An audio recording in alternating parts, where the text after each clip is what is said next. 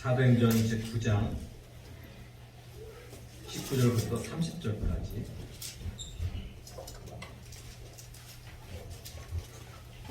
(31절까지) 보겠습니다.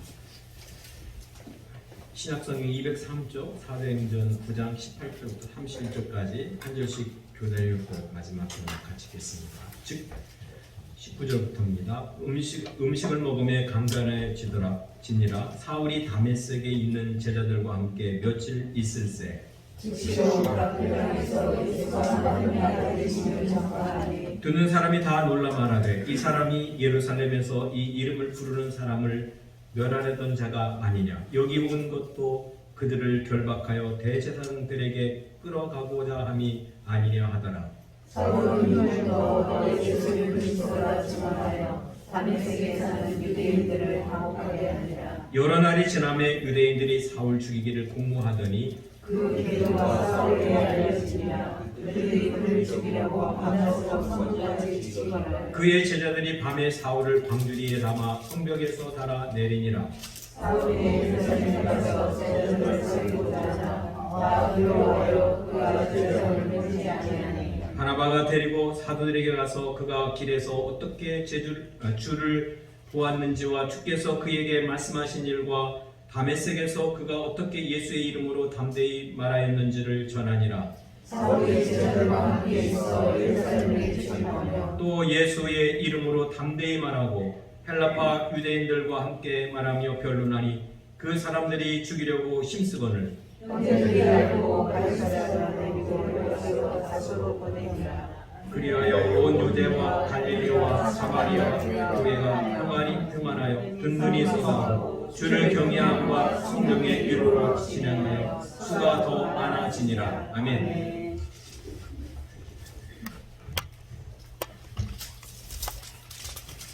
세계는 여기저기 전쟁이 계속 진행되고 있습니다. 우리 사람대로 이 우크라이나 전쟁은 벌써 발발한 지 1년이 훨씬 더 지났습니다. 그런데 그 전쟁의 여파가 그 두 나라에만 이제 국한된 게 아니라 세계 여러 나라에 아주 나쁜 영향을 그렇게 끼치고 있습니다. 사실 전 세계가 전 나라들이 그 전쟁으로 인해서 고통을 당하고 있습니다. 문제는 그 전쟁이 언제 끝날까 앞이 보이지 않아서 막막하기도 합니다. 러시아의 푸틴 대통령이 전쟁을 일으킨 후에 그가 결정한 사항을 세계는 비난하고 그리고 러시아에 대한 다양한 제재를 하고 또 동참을 했습니다. 또 세상은 그의 말을 믿는 사람들이 많지 않습니다. 그러나 푸틴을 다른 시각에서 바라보면서 오히려 그의 결정을 지지하고 그리고 러시아에 대한 각종 제재를 반대하는 그런 나라들도 세상에는 또 있습니다. 전쟁 발발 후 세계 각국은 자국의 이익을 위해서 어떤 선택을 해야 되느냐 고민이 참 많습니다. 두 나라의 전쟁이 이 세계에 미친 악영향은 또 있습니다. 각국은 그 어떤 나라도 믿을 수 없는 그런 관계가 그런 상황이 전개되고 있습니다. 지금까지 자신의 나라의 안전을 위해서 맺었던 여러 가지 국제 조약 이런 것들도 서로 신뢰하지 못하는 그러한 상황이 되었습니다. 시사적인 그런 얘기인데 어제부터인가요? 오늘 계속 이 일본 히로시마에서는 세계 주요 7개국이라고 하는 나라 대표들이 모여서 회의가 진행이 되고 있습니다. 물론 그들이 내세운 것은 세계의 안정과 그 다음에 평화를 위해서 논의한다고 합니다. 그러나 세상에 있는 모든 나라, 모든 사람들이 그 말을 다 믿지는 않습니다. 그들 또한 세계 안정과 평화를 위해서 그들이 회의를 한다 하지만 결국은 자신의 나라의 이익을 대변하고 있기 때문입니다. 어떤 사람이 자신이 진정하게 말하고 행동하고 있음에도 불구하고 사람들이 자기를 밀어주지 않으면 또 의심하면은 별로 기분이 좋지 않습니다. 더구나 기대했던 사람들에게서 의심을 받으면 충격을 받을 수도 있습니다. 그런 사람들의 반응에 대해서 자신의 진실을 설명하기가 그리 쉬운 일은 아닙니다. 우리가 가끔씩 이 첩보 영화에 보면은 이 이중간첩 이야기가 그 소재로 많이 다루어집니다. 이중간첩이 처음 지령을 받은 나라에서 훈련을 받고 간첩 활동을 하다가 중요한 정보를 빼내서 또 다른 나라에 전해줍니다. 그 사실이 발각되면은 이 이중간첩은 두 나라에게서 다 버림을 받습니다. 그렇게 되면 이 간첩이 제3국으로 도망해서 그곳에서 뭐 결혼도 하고 그렇게 평안하게 살고 있습니다. 그런데 그를 내버려 두지 않습니다. 그의 말을 믿지 않는 두 나라, 이 나라에서 그 누군가는 조직원을 보내서 그 사람을 결국은 살해하는 그런 이제 내용으로 되게 되어 있습니다. 그 어느 곳에서도 그 말에 의심을 사서 인정받지 못하는 그런 상황이 되고 마는 것이죠. 그 진심이 어느 곳에서도 인정받지 못할 때 억울할 수도 있고 당혹스러울 수도 있고 그리고 그 인생에 많은 어려움이 처하게 될 수도 있습니다. 사울은 우리가 지난주에 살펴본 대로 다메섹으로 이제 이 믿는 사람들을 잡아서 예루살렘으로 끌고 오려고 그렇게 가다가 인생의 전환점을 맞았습니다. 부활하신 예수 그리스도를 그는 만났습니다.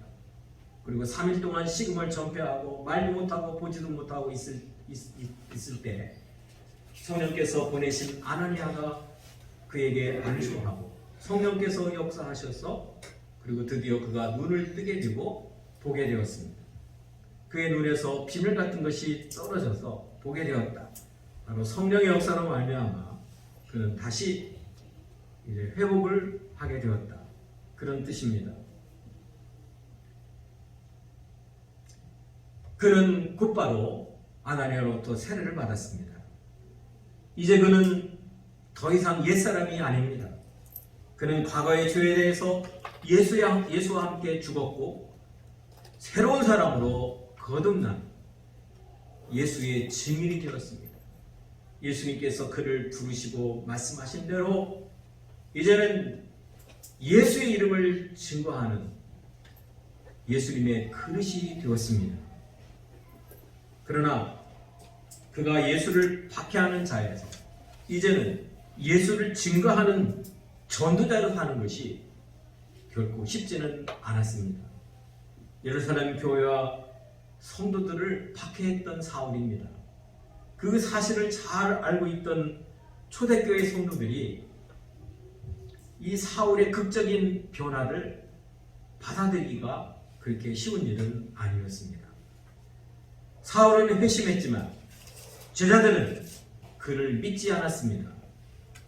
또 유대인들로부터는 배신자라고 하는 그런 낙인이 찍혀서 유대인들로부터도 또 배척을 받게 됩니다.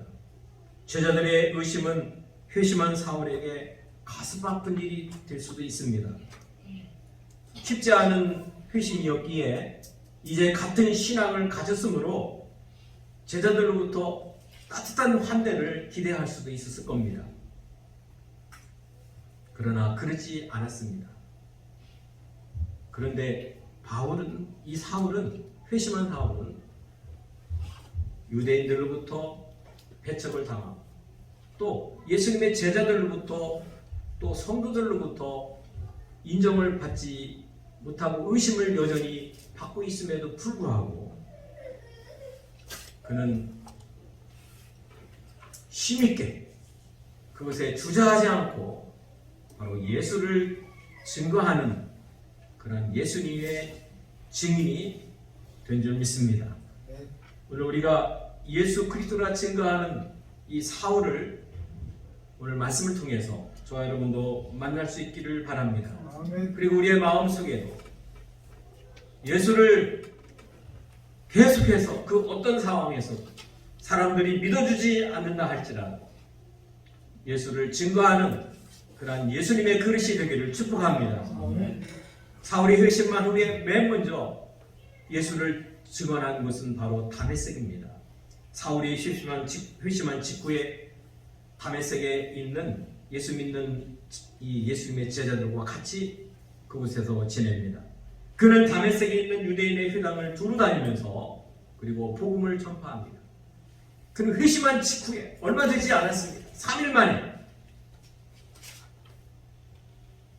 이 다메섹에는 여러 그때 당시 한 30개 이상의 유대인 회당이 있었는데 그곳에 가서 이제는 예수를 증거하게 됩니다. 유대인들에게 있어서 이제 예수가 누구입니까?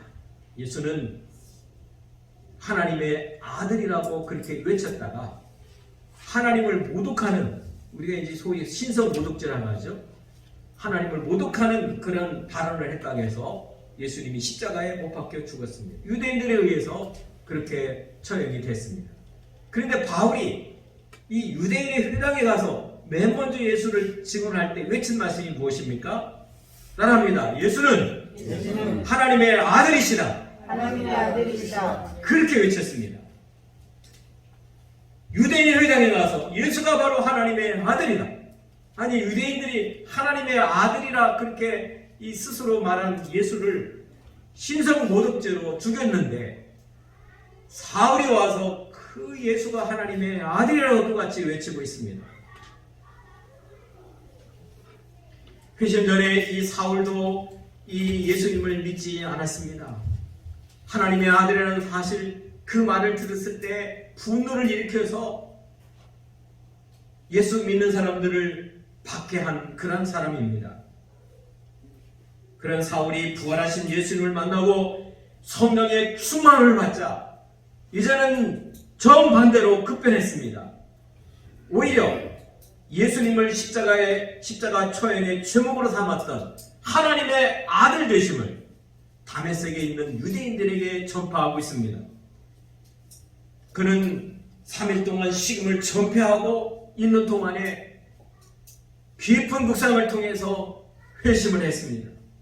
그리고 아나니아에게 안수받을 때 그에게 성령의 역사가 일어났습니다. 그때 사울은 드디어 영적인 어둠에서 깨어났습니다. 하늘의 빛의 비춤을 받은 사울은 예수님을 하나님의 아들이라고 고백했습니다. 그리고 그 고백을 바로 다른 유대인들에게 증거하고 있습니다. 그리고 두 번째로 다메섹에서 회당에 가서 바울이 전한 예수는 누구이냐? 우리 한번 따라합니다. 예수 그리스도가 다시요. 예수가 그리스도다. 그리스도는 메시아라는 뜻입니다. 구약성경에서는 메시아죠. 예수가 메시아.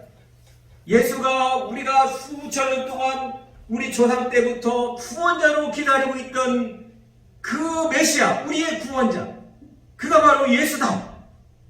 이렇게 다메섹 유대인의 회당에 가서 외쳤습니다. 사울은 성경과 유대인의 전통과 관습에 대해서 아주 박식한 사람입니다. 구약 성경을 아주 잘하는 사람이었고 그 사실을 유대인들은 다 알고 있었습니다. 사울이라는 사람이 얼마나 똑똑한 사람인가. 그때 당시에 최고의 학문에서 학습을 했고 그리고 유대교의 정통한 자요 성경의 정통한 자라는 사실을 알고 있었습니다. 그런 사울이, 구약의 정통한 사울이 구약에서 예언한 그 메시아가 바로 예수라고 외칠 때에 여기 다메섹 회당에 모여있던 유대인들은 할 말을 잊었습니다. 그리고 놀랐습니다. 사울의 말이 논리정연한 구약에 근거한 말씀이기 때문에 그 누구도 사울이 예수가 그리스도라는 이 선언하는 말에 대해서 반박하지 못하고 그들은 분노만 표출했습니다. 화만 냈습니다.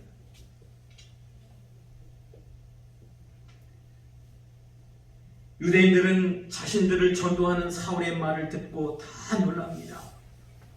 그들이 놀라며 이 사람이 예루살렘에서 이 이름을 부른 사람을 멸하려던 자가 아니냐, 여기 온 것도 그들을 결박하여 대제사장에게 끌고 가고자 함이 아니냐. 그 당에서 만난 이 유대인들은 이 사울이 왔을 때 기대를 하고 있었어요. 다메섹에 있는 예수 믿는 자들 다 결박해서 끌고 갈 것이다. 아니 그러니 여기 있는 회당에 있는 유대인들도 나를 좀 도와주십시오, 격려해 주십시오, 아마 그런 얘기도 기대했을 겁니다. 그런데 그 말이 아니라 예수가 그리스도이시다, 메시아다는 이 말을 들었을 때 이 유대인들의 이 반응이 얼마나 당혹스러웠는지 우리가 한번 짐작해 볼 수가 있습니다. 뜻밖의 예수가 하나님의 아들이요 그가 그리스도라고 하는 그러한 말씀에 깜짝 놀랐습니다.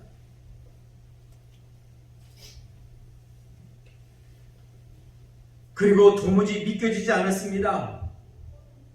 예수를 믿는 사람들을 가장 앞장서서 박해했던 사울의 갑작스러운 회심과 변화가 그들에게는 이해가 되지 않았습니다.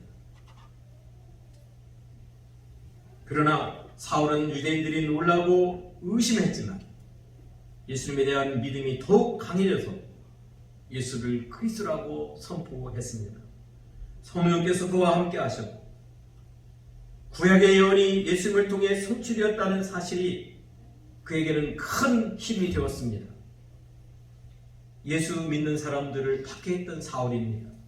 그가 해박한 성경 지식으로 예수의 메시아 되심을 구약을 통해서 구약과 연관시켜서 설명할 때 다메섹의 유대인들 그들은 혼란에 빠졌습니다. 그래서 그들이 정신을 잃을 정도로 놀랐습니다. 그들은 놀라서 어찌할까 이렇게 생각하다가 복음을 전하는 이 사울을 그냥 두면 안 되겠다, 사울을 제거해야 되겠다, 그렇게 그들은 결정을 합니다.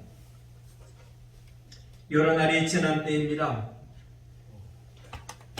그때는 사울이 회심하고 약 3년이 지난 후입니다. 우리는 사울이 이곳에서 있다가 유대인들의 반응이 아주 죽이려고 하고 또 죽이를 결정하고 그래서 결국은 그곳을 피했습니다. 그리고 이제 그는 3년 정도 그 옆에 있는 아라비아 사막에 가서 지나게 됐어요. 그리고 그곳에서 3년 동안 지나다가 다시 간 곳이 바로 또다시 다메섹에 갔습니다. 우리가 이쪽으로 본문에 보면 시기적으로 상당 기간이 또 흐른 걸 우리가 확인해 볼 수 있습니다. 또다시 그곳에 갔어요. 3년 동안 아라비아 사막에서 뭐 했을까? 그냥 지난 게 아니겠죠. 그는 그곳에 가서 그가 회심한 후에 직후에 다메섹의 회당에 가서 전할 때 유대인들이 놀라고 막 이랬어요. 그리고 받아들이지도 않고 말이죠. 또 죽이려고 공모하고 뭐 이랬을 때 그래서 다시 아랍에 그가 들어가게 됐는데 그곳에서 3년 동안 지나면서 깊은 묵상을 하고 아마도 우리가 짐작해 볼 수 있는 것은 사울은 그곳에 가서 우리가 이제 그 성경에 나오는 바울의 서신서에 나와 있는 기독교의 모든 교리, 구원의 원리, 그리고 우리 기독교인의 삶에 대한 그런 교훈들 이런 것들을 아마 3년 동안 다 그곳에서 정리하고 집대성했다. 그렇게 우리는 짐작해 볼 수 있습니다. 그리고 복음에 대해서 더 확신을 갖게 됐습니다. 예수님이야말로 인류를 위한 오직 유일한 구원자시다. 그가 바로 하나님의 아들이시오, 그가 바로 그리스도이시다. 여기에는 확신을 가지고 또 오게 된 거예요. 그리고 다메섹에 다시 나타나서 또다시 다메섹에 있는 사람들에게 예수를 증거하게 됩니다. 복음에 더 확신을 갖게 된 사울이 그곳에 와서 이 예수를 증거할 때, 복음을 증거할 때 다메섹의 유대인들은 그냥 내버려서는 안 되겠다. 결코 내버려두면 안 되겠다. 이제는 과거에는 3년 전까지만 해도 바울이 예수 믿는 자들을 막는, 복음이 전파되는 것을 차단하는 그런 박해자, 그런 유대인 입장에서는 고마운 인물이었지만 이제는 도리어 예수를 증거해서 이 기독교가 전파되고 복음이 전파되는 일에 그 충성스러운 일꾼이 됐다는 사실에 이들은 놀라서 그를 내보낼 수가 없게 됐습니다. 그래서 이제 바울을 제거하겠다. 음모를 꾸밉니다. 계획을 하게 됐죠. 근데 그 사실을 이제 그때 당시만 해도 예수 믿는 사람들이 많아지고 사울을 따르는 좋아하는 사람들이 있었습니다. 이 성경에 제자들이 나왔는데 그들이 그 일을 알게 되고 사울을 다메섹 성에서 탈주시킵니다. 애굽에는 그 광주리를 담아서 광주담을 내렸다겠는데 성벽을 내렸다겠는데 우리가 고대 유럽에 있는 이쪽 지역에 있는 성들 보면은 성벽이 대단히 높아요. 그 성벽 이 가해로 집들이 많았어요. 성벽 주위로 성벽과 함께 집을 위에 지었어요. 밑에는 낭떠러지. 그래서 집 창문을 열면은 성벽 낭떠러진 거예요. 성벽 밖으로 나가. 그래서 바로 한 집에서 바울을 광주에 담아서 끌어내려서 탈출을 시키게 됐다는 그런 말씀을 우리는 확인해 볼 수 있습니다. 우리 이걸 보면 사울이 복음을 다메섹 전할 때 일기에 처했을 때 하나님께서 그를 돕는 자들을 붙이셔서 그의 생명을 구해줘서 하나님의 그 복음을 전하는데 계속할 수 있도록 그렇게 보호하신 줄 믿습니다. 사울이 이제 그곳을 다메섹을 떠나서 간 곳이 어디입니까? 오늘 본문에 보면은 예루살렘으로 갑니다. 자, 3년 전에 예루살렘을 떠날 때 사울이 어떤 존재였습니까? 다메섹으로 갈 때에 예수 믿는 사람을 다 잡아서 예루살렘을 끌어오려고 했던, 결박해서 끌어오려고 했던 사람입니다. 그 사울이 이제 3년이 지난 다음에는 예수의 증인에 대해서 복음을 전하는, 전도하는 사람에 대해서 되어서 예루살렘으로 돌아왔습니다. 예수 믿는 사람들을 박해하는 박해 중심에 있었던 사울입니다. 스데반이 순교할 때도 스데반의 순교를 당연히 여겼던 사람, 그 사람이 사울입니다. 예루살렘 교회에서는 제자들과 성도들이 사울 하면은 대단히 두려운 존재였습니다. 그를 만나면 목숨의 위협을 당할 수 있는, 목숨을 잃을 수 있는 그런 아주 위험한 존재, 그가 바로 사울입니다.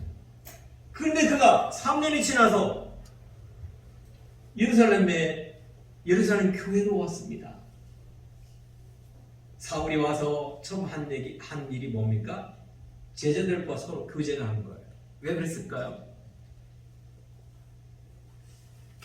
자신이 3년 전에는 예수 믿는 사람의 박해자라고 하는 그런 낙인이 찍힌 사람이었어요. 예수 믿는 사람은 더 두려워하는 그런 존재였습니다. 그러니 예수를 다시 증거하려고 하니 이들에게 복음 전하기 쉽지 않았습니다. 나를 믿어주지 않습니다. 내가 아무리 예수 믿었다고 회심했다고 하고 예수 믿었다고 예수를 증언해도 이미 예루살렘에 있는 기독교인들은 사울을 믿어줄 사람이 그리 많지 않았습니다. 제자들도 베드로와 요한과 서로 교제를 했지만 이 두 사람도 의아했습니다. 야, 3년 전에는 우리를 잡아 죽이려 했던 이 사람이 예수의 말을 하네. 예수가 그리스도라고 얘기하네. 이상했어요. 어찌할 수는 없고 당혹스러웠습니다. 근데 여러분, 자기 자신이 이렇게 사람들에게 의심을 받을 때 아무리 얘기를 해도 믿어지지가 않습니다. 이때 나의 진술보다 나를 대신해서 나를 보증해주는 사람이 있으면 훨씬 더 쉽게 사람들의 의심을 풀 수가 있고 신뢰를 다시 얻을 수가 있습니다. 그때 여기 나타난 사람이 누굽니까? 바나바입니다. 바나바가 바로 사울이 회심한 그 과정과 그리고 그가 예수의 증인이 된 예수님의 그리스도이 된 것을 잘 알고 있었고, 또 더군다나 바나바는 예루살렘 교회에서 대단히 신임을 얻는 그런 사람이었습니다. 우리가 이 바나바가 어떤 일까지 했습니까? 우리가 잘 아는 사당에 보면은 그는 전 재산을 팔아서 자기 재산을 팔아서 사도를 발 앞에 놓은 사람이었습니다. 예루살렘 교회에서 상당한 그러한 그 신임을 얻는 지위에 있던 그런 사람입니다. 그가 예루살렘 교회와 제자들로부터 신뢰를 얻고 있는 이 바나바가 사울에 대해서 증언해 줍니다. 맞다. 다메섹 도상에서 부활하신 예수님을 만났고 성령을 받았고, 그리고 다메섹에서도 그가 복음을 전하다가 왔다. 그 얘기를 할 때 드디어 예수님의 제자들과 그리고 예루살렘 교회 성도들이 이 사울과의 교제를 허락하게 되었고, 예루살렘 교회의 출입도 자유롭게 할 수 있도록 허용하게 됩니다. 자, 이제는 제자들과 성도들로부터 예루살렘에서 지지를 얻게 된, 신뢰를 얻게 된 이 사울이 적극적으로 또 복음을 전합니다. 그리고 이 사울이 찾아온 것이 어디입니까? 이제는 예루살렘에 있는 이 유대인의 회당에 또 찾아갑니다. 그곳에 가야 사람들을 만날 수 있으니까. 그곳에 가서 이제 복음을 전하는, 대개 이 유대인의 그 예루살렘에 있는 회당들은 헬라파 유대인들이 많았어요. 헬라의 사고를 가지고 태어난 사람. 가나안 땅이 아니라 옛날 이스라엘 땅이죠. 그 땅이 아니라 다른 나라에서 태어났지만 유대인이라고 하는 혈통을 가진 그런 사람들이 예루살렘에 와서 성경 공부하기 위해서, 기도하기 위해서 모이는 곳, 그것이 바로 이 예루살렘에 있는 회당들이었습니다. 그런데 이 헬라파 유대인들은 이 토론을 좋아했어요. 여러분, 헬라 문화, 그리스 문화 하면은 철학이죠. 대표적인 게 토론하고, 서로 이 어떤 문제에 있으면은 깊이 서로 의논하고 토론하는 그런 것이 서로 아주 훈련이 잘 되어 있는 사람들. 바울이 그곳에 가서 논리정연하게, 그런 아까 얘기한 대로 구약 성경에 대해서 정통하기 때문에 구약의 예를 들어서 예수가 하나님의 아들이고 예수가 바로 메시아심을 그곳에서 증거를 합니다. 그래, 여러분, 헬라파 유대인들도 성경을 잘 알고 있었고, 그리고 그들도 이 논리정연하게 토론하기를, 논쟁하기를 좋아하는 사람인데, 자기들보다 훨씬 뛰어난 이 사울이 얘기하니까 거기에 꼼짝 못하는 거예요. 아니, 예수가 이 유대교에서 파생된 그때 당시 이단으로 여기는 그런 존재인데, 사울이 논리정연하게 자기들에게 이 쟁론을 벌이니까 이 헬라파 유대인들이 꼼짝 못하게 됩니다. 말로는 이 사울을 대항할 수가 없습니다.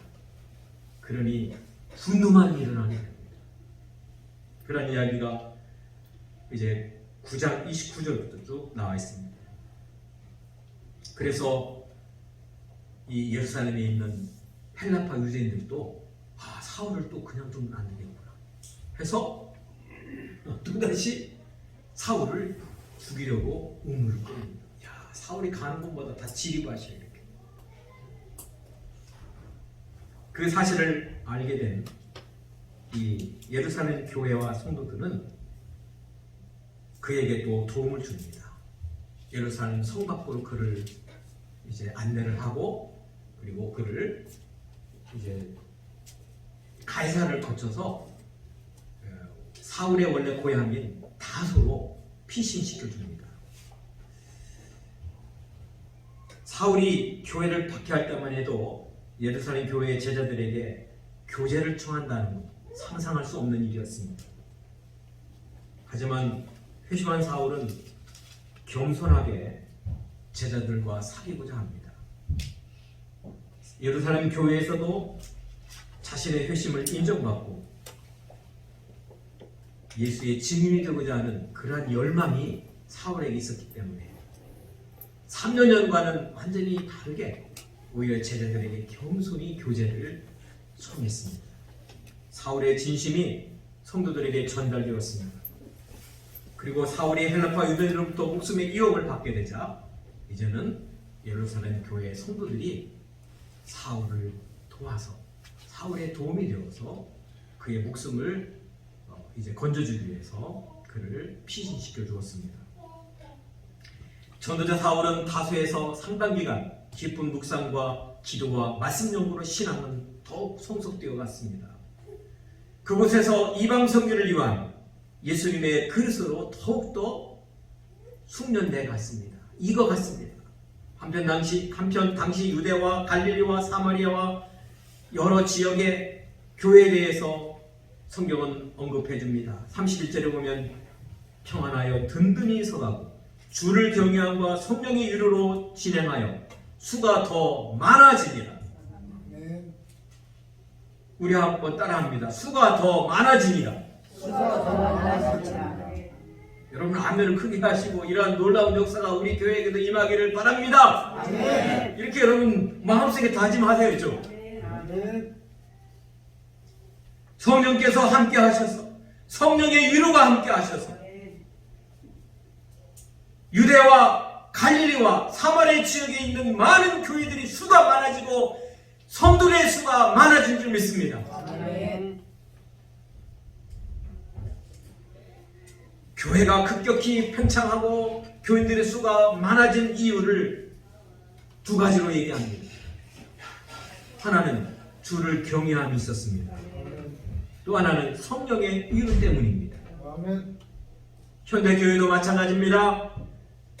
성도가 하나님을 경외할 때 하나님을 이 성도들이 교회에 모인 공동체에 모인 사랑하는 성도들이 하나님을 진심으로 경외해야 될 때 바로 교회는 평안하고 든든히 세워지는 줄 믿습니다. 이 교회 구성원들이 먼저 하나님을 잘 경외해야 되는 거예요. 바로 이것을 여기 유대와 갈릴리와 사마리아 지역에 교회가 성장하고 많아지고 교회 숫자가 많아진 그 이유로 첫 번째 이유로 그렇게 우리에게 말하고 있습니다. 성도의 구별된 삶이 교회를 평안하게 하고 교회를 강하게 한다는 사실을 우리가 잊지 말아야 됩니다. 또 하나의 교회 성장의 요인이 뭡니까? 성령의 위로입니다. 스데반이 순교한 이후에도 교회는 오히려 더 팽창했습니다.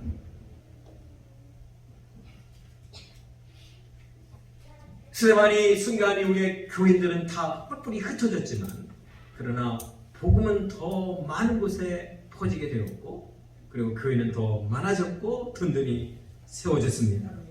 교회는 비약적으로 성장했습니다. 근데 바로 성령께서 그 길을 열어놓았다는 기록입니다. 이 역사학자들은요, 여기 성령의 유로가 무엇일까? 이거를 찾던 중에 세계 역사 중에서 그때는 로마의 역사죠. 그때 당시에 이런 일이 있었습니다. 박해로 말미암아서 예루살렘 교회들이 성도들이 흩어진 후에 이 혹독한 박해를 잠시 멈추게 했다는 겁니다. 그때 당시에 로마 황제가 칼리굴라라고 하는 황제였는데 이 황제가 굉장히 교만했어요. 그리고 자신의 초상화를 이 이스라엘 땅 예루살렘의 성전에 자신의 초상에도 거기에 자기 초상화 거기에다가 이 이스라엘 백성들이 아주 거룩하게 여기는 이 성전에다가 자기 초상화를 놓기를 원했어요. 그러다 보니까 유대인들이 굉장히 치욕적인 거예요. 그걸 막자니 유대의 황제가 자기들을 또 죽일 것 같고 박해할 것 같고 대단히 혼란스러웠습니다. 그러다 보니 이 유대인들이 기독교인에 대한 예루살렘 교회와 성도들에 대한 박해를 거기다 신경 쓸 겨를이 없었던 겁니다. 바로 하나님께서 섭리하셔서 당시에 로마 총독의 황제가 그렇게 이상한 마음을 갖게 해서 결국은 당시에 급격히 유대와 갈릴리와 사마리 지역에 이 뿌리를 내린 이 교회들이 든든히 서갈 수 있도록 그런 기회를 주셨다. 유대교회의 박해를 잠시 멈추게 하셨다. 그것이 바로 여기 사도행전 저자에게는 성령의 위로라고 해석하고 있습니다. 하나님께서 바로 교회를 세우시기도 하고 부흥케도 하시고 든든하게 세워가시는 줄 믿습니다.